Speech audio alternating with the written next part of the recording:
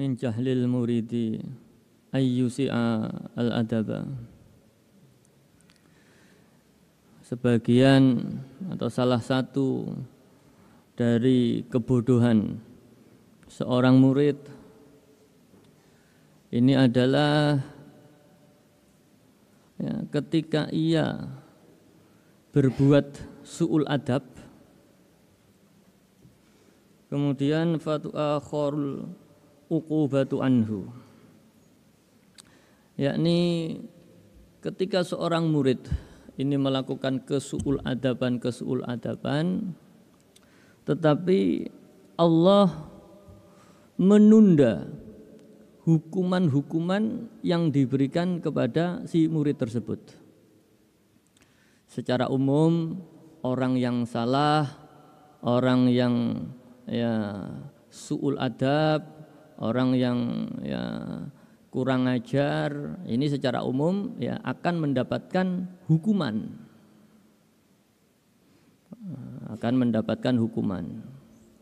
Tetapi dalam hal ini terkadang Allah menunda hukuman tersebut, sehingga sekali dia su'ul adab tidak langsung dihukum, tetapi ditunda, hukumannya ditunda di akhir.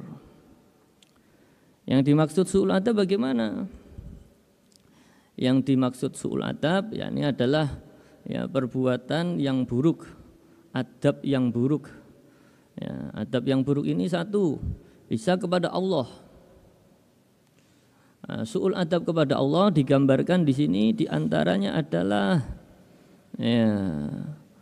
tidak ikhlas di dalam melakukan perintah-perintah Allah. Ini termasuk su'ul adab.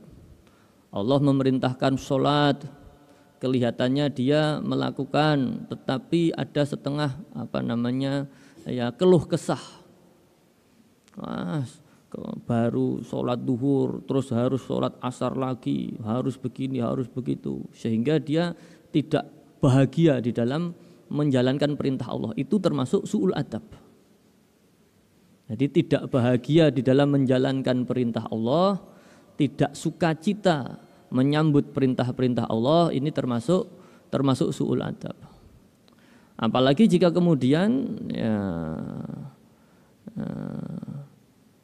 na'udzubillah menggunjing Allah dengan teman-temannya. Kenapa kok ditugaskan begini? Kenapa kok diperintah begini? Nah, ini sebuah kesu'ul adaban. Dan ini kita sadari ataupun tidak, jika kita tafakuri, kita banyak sekali su'ul adab semacam ini.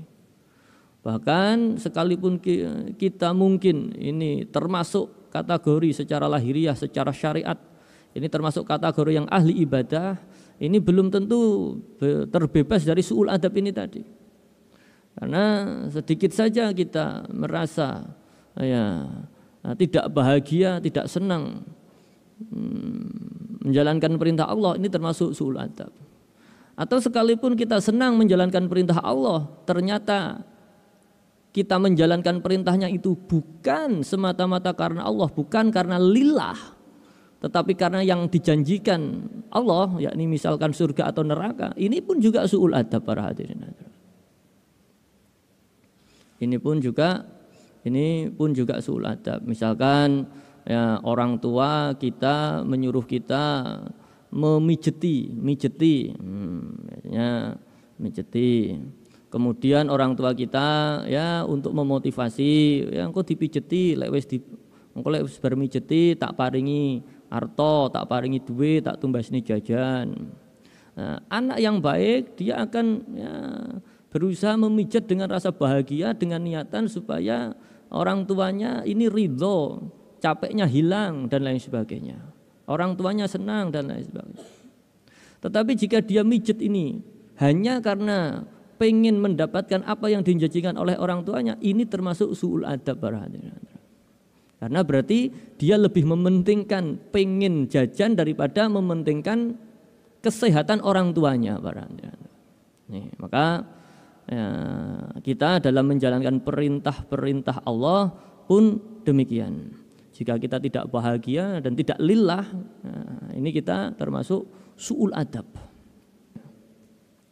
Su'ul adab yang kedua di sini didauhkan ya, termasuk kepada guru, kepada syekh, kepada guru, kepada orang yang membimbing.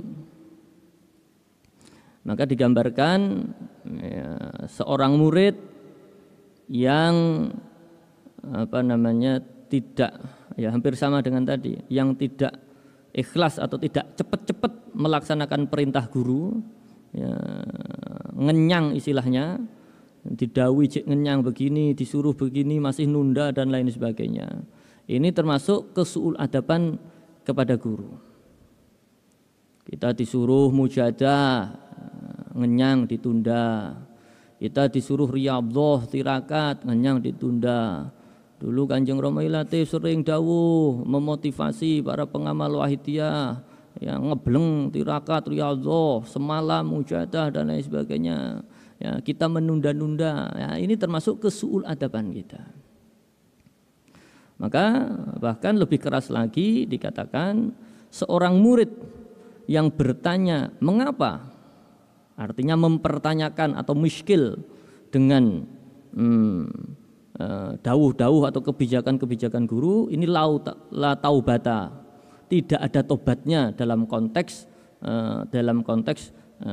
untuk mendekatkan diri kepada Allah, dalam konteks menjadi murid dari guru tersebut. Ini betapa adab dari seseorang kepada gurunya ini betul-betul memiliki nilai yang tinggi yang harus dijaga. Maka ada dawuh ya, mendahulukan adab itu lebih penting daripada ilmu. Maka orang berilmu seperti setinggi apapun, ini jika mengesampingkan adab, ini bisa cilaka. Tetapi sebaliknya, walaupun ada seseorang yang secara ilmu nggak begitu ngalim, tetapi dia mengutamakan adab, ini justru ya, bisa lebih selamat daripada yang pintar tetapi tidak menjaga adab. Bahkan ada pandangan yang mengatakan kok dikatakan lebih dulu adab daripada ilmu, wong orang taunya adab itu ya dari ilmu, ya seharusnya yang didahulukan ilmunya. Ada yang mengatakan demikian, tetapi ini kurang tepat menurut saya, karena yang dimaksud di sini adalah mendahulukan di dalam menerapkan adab, bukan menerapkan ilmunya tetapi menerapkan adab. Sehingga itu tadi, orang sealim apapun, ibarat sekolah formal dia sampai profesor, walaupun nuwun sewu orang tuanya hanya sekedar petani, maka ketika dia sowan kepada orang tuanya tidak boleh mendahulukan keprofesorannya, tetapi dia harus mendahulukan adabnya sebagai seorang anak yang sowan sungkem kepada orang tuanya. Ini adab.